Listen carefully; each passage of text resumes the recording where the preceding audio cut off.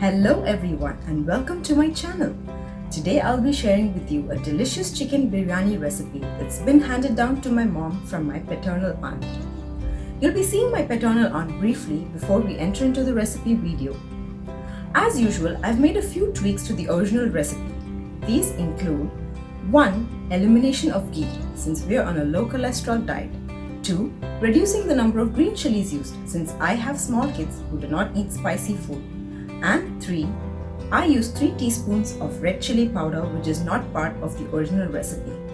All the other things stay the same. So without further delay, let's get into the recipe video and find out how it's done. And I hope you have fun trying it out yourself. See you soon!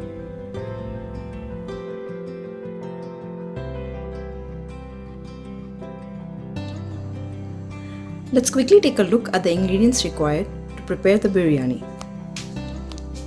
Here I have 1 cup of basmati rice. This is 813 grams. For this rice I have taken 1.3 kg of chicken. I have 7 big onions sliced and 2 green chilies slit.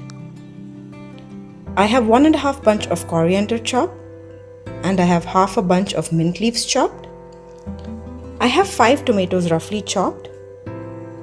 3/4 cup of coconut milk. This is a mixture of thin coconut milk and thick coconut milk.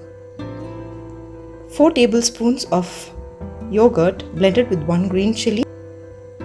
Needed amount of oil, salt, and here I have 6 tablespoons of ginger garlic paste, 3 teaspoons of red Kashmiri chili powder, 1 teaspoon of coriander powder and half teaspoon of turmeric powder. I've also got the slice of lemon to squeeze into the biryani.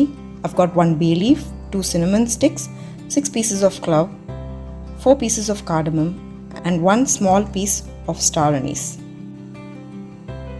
Now I'm going to start preparing the biryani and I'll show you how. Let's start. Into a heavy bottomed pan, add in the required amount of oil. Once the oil has heated up well, you can put in the items needed for tempering.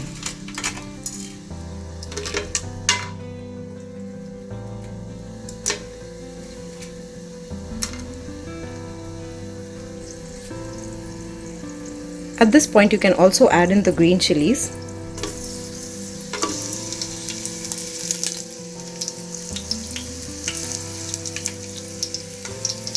And then you can give it a quick stir.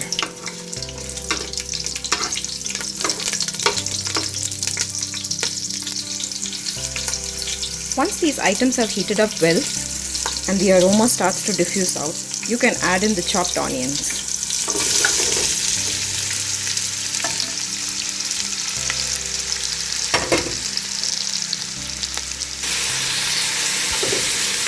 Give the onions a good stir and let them fry well in the oil.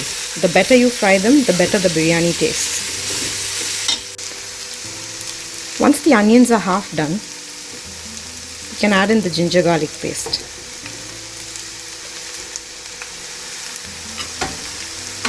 And give it a good stir.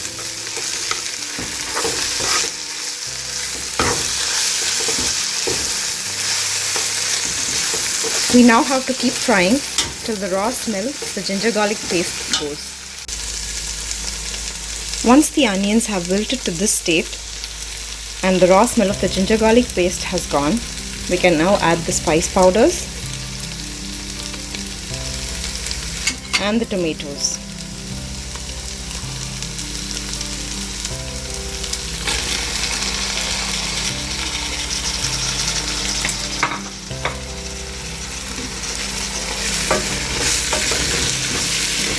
Give it a good stir so that everything mixes well.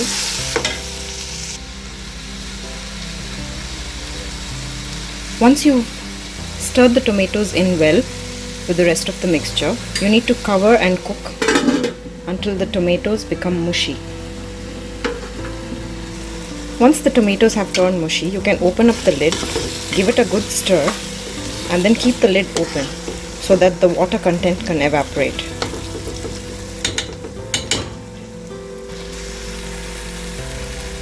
The tomatoes have turned nice and mushy now, and this has turned into a nice thick paste. So I'm going to add in the leaves.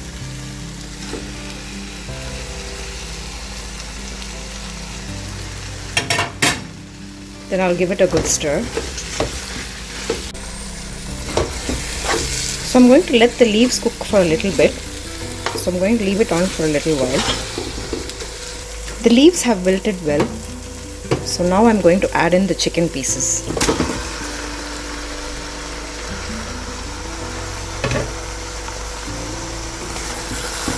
Going to stir it well, and then I'll show you the next step. I'm going to add in the salt now. I'll need around 14 spoons of salt for this entire biryani, and this is the size of the spoon that I'm using. But I'm not going to add the entire amount of salt now. I'm going to add some now, and then a little bit later I'm going to add the remaining amount. So I've added in 10 spoons of salt, and I've given it a good stir. I'm going to let this cook for a bit because I want the chicken pieces to fry and I want the masala to get coated onto the chicken. At this point, I'm going to squeeze in the lemon juice. So 1 cup of basmati rice requires 2 cups of liquid to cook, and here I have 1 cup of coconut milk and the yogurt blended with green chili mixed together. So this is going to be 1 cup, and I'm going to reduce the amount of liquid from the second cup because I already have some liquid in the mixture right now.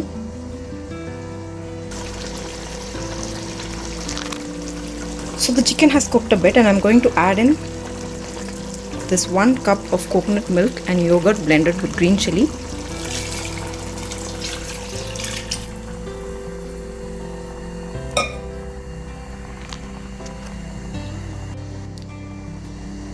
I've given it a good stir and the mixture is already starting to boil, and I'm also going to add in about 3/4 cups of rinsed water into the mixture.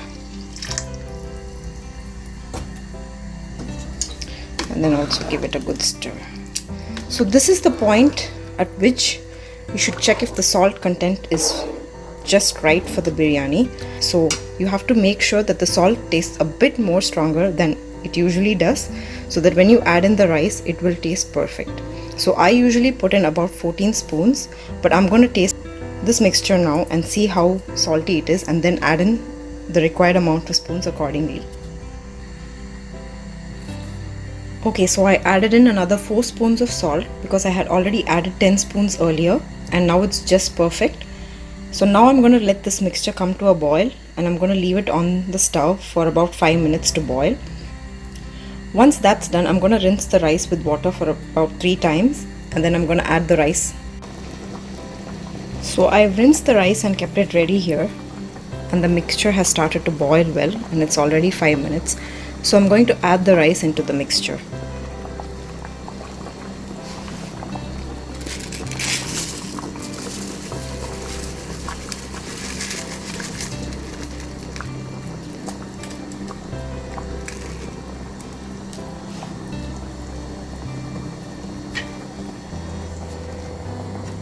I'm going to give it a good stir, and then once you're done stirring, you just have to close the vessel and make sure there is no steam escaping outside.